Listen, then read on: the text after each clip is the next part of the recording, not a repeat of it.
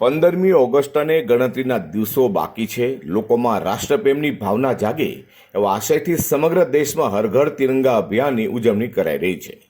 તે સુરતના Y જંકશનથી Lalbhai contract stadium સુધી 2 કિલોમીટરની ભવ્ય તિરંગા યાત્રા યોજાઈ હતી. જેમાં તિરંગા યાત્રામાં કેન્દ્રીય જળમંત્રી CR પાટીલ અને ગૃહ રાજ્યમંત્રી હર્ષ સંઘવી પણ હાજર રહેવા પામ્યા હતા. સુરતમાં રવિવારે ડુમસ રોડ પર વાય જંકશનથી લાલભાઈ કોન્ટ્રાક્ટ સ્ટેડિયમના 2 કિલોમીટર સુધી ભવ્ય તિરંગા યાત્રા યોજાઈ હતી. ગૃહ રાજ્યમંત્રી હર્ષ સંઘવી અને CR પાટીલે યાત્રાનું પ્રસ્થાન કરાવ્યું હતું. આ યાત્રામાં બાળકો સહિત મોટી સંખ્યામાં લોકો હાથમાં રાષ્ટ્રધ્વજ લઈને જોડાયા હતા. 1200 ફૂટનો તિરંગો પણ આકર્ષણનું કેન્દ્ર બન્યો હતો, જેના પગલે તિરંગા યાત્રાના રૂટનો તિરંગાના રંગમાં રંગાયો હતો. આ યાત્રાના રૂટ પર 10 જેટલા સ્ટેજ પણ બનાવ્યા હતા.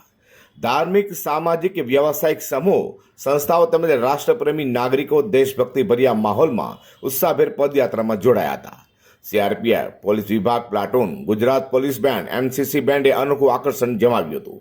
આ પદયાત્રામાં વિવિધ શાળાના વિદ્યાર્થીઓ, શિક્ષકો, સ્પોર્ટ્સ ગ્રુપ અને એસોસિએશનો, રમતવીરો, સાંસ્કૃતિક, સામાજિક અને ધાર્મિક સંગઠનો, પરફોર્મિંગ આર્ટ્સ સંસ્થાઓ, ડાયમંડ અને textile association, FOSTA, CREDAI, NCC, NSS, Nehru Yuva Kendra, ONGC, KRIBHCO, Adani, Reliance, AMNS જેવા હજીરાના ઔદ્યોગિક સમૂહો, વિવિધ સમાજ સંગઠનોના પ્રતિનિધિઓ અને રાષ્ટ્રપ્રેમી નાગરિકો દેશભક્તિભર્યા માહોલમાં ઉત્સાહભેર પદયાત્રામાં જોડાયા હતા.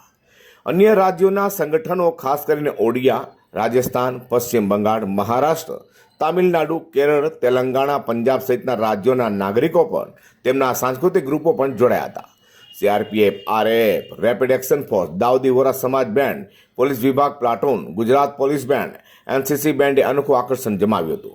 તો કાર્યક્રમના અંતે મંત્રીઓ સહિત ઉપસ્થિત સૌએ ઘરે ઘરે તિરંગાના ધ્યેય સાથે તારીખ 9 થી 15મી ઓગસ્ટ દરમિયાન તિરંગાને માન સન્માન સાથે લહેરાવવાની સામૂહિક શપથ ગ્રહણ કર્યા હતા. તિરંગા યાત્રાનો પ્રારંભ સિવિલ ડિફેન્સના ડિવિઝનલ બોર્ડર અને સમાજસેવક પ્રકાશકુમાર વેકરિયાના ગગનભેદી સંજ્ઞા સાથે કરવામાં આવ્યો હતો. અત્યાર સુધી રાજ્યભરમાં 11 લાખ તિરંગાનું વિતરણ કરવામાં આવેલ છે અને 9 લાખ તિરંગાના વિતરણની કામગીરી ચાલી રહી છે. હર ઘર તિરંગા અભિયાનમાં લોકો વધુને વધુ માત્રામાં જોડાઈ રહ્યા છે. દેશભક્તિને પ્રજ્વલિત કરી રહેલા અભિયાનથી સમગ્ર રાજ્ય સહિત દેશભરમાં દેશદાજ અને રાષ્ટ્ર પ્રથમની ભાવના નિર્માણ થઈ છે.